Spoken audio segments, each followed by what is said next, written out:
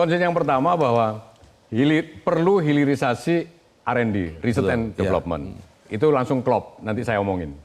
Concern yang kedua adalah pentingnya petani itu bukan dikasih modal untuk produksi saja, tetapi juga untuk smoothing tadi itu adalah untuk konsumsi. Ya, untuk konsumsi.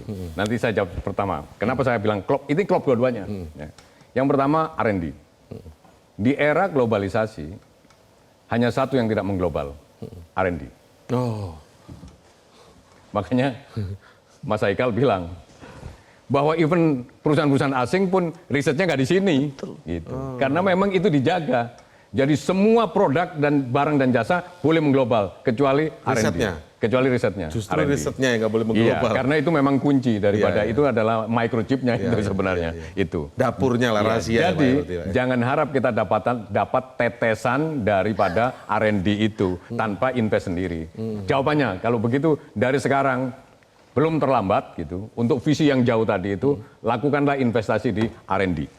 Maka kemudian sekolahkanlah anak-anak kita mungkin perlu belajar ke luar negeri untuk ngambil bidang-bidang sains dan teknologi. Itu sebenarnya. Dan supaya ditarik ke sini gitu. Bukan karena ngambil teknik nuklir di luar kemudian balik ke sini malah jadi ngajar bimbel gitu. Karena ya itu kan artinya apa? Kita udah sekolah kan keluar ngambil itu ternyata bidang itu nggak dikembangkan di sini. Misalnya seperti itu. Gitu. Itu artinya nggak nyambung gitu. Jadi invest itu memang visinya juga mesti jauh. Terutama invest di R&D. Jadi saya katakan memang di era globalisasi pun gitu. Semuanya produk dan barang dan jasa mengglobal kecuali R&D. Maka tidak ada jalan lain kecuali kita invest sendiri di R&D itu. Meskipun dengan susah payah dan butuh jangka panjang. Itu jawabannya. Ya. Kemudian yang berikutnya. Kenapa saya bilang klop juga? Ternyata nggak cukup orang dikasih kredit gitu. Itu untuk pemberdayaan. Dan yang dilakukan Grameen Bank yang di Bangladesh, itu sebenarnya lending kepada unbanked population itu dengan lending. Dan lending itu sudah dihargai sebagai pemberdayaan. Dan kita juga sudah riset di BRI. Ternyata pemberdayaan itu ternyata tidak hanya sekedar membutuhkan kredit. Yang paling penting justru mengeduket mereka untuk saving. Untuk saving.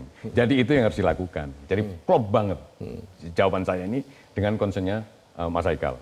Bahwa saving tadi bilang, ya kita dulu ada Simpedes dan lain-lain. Kenapa? Karena memang orang dengan punya saving, kemudian mungkin asalnya dikasih inisiasi itu dengan kredit. Tapi kemudian dia harus bisa mengelola cash flow-nya.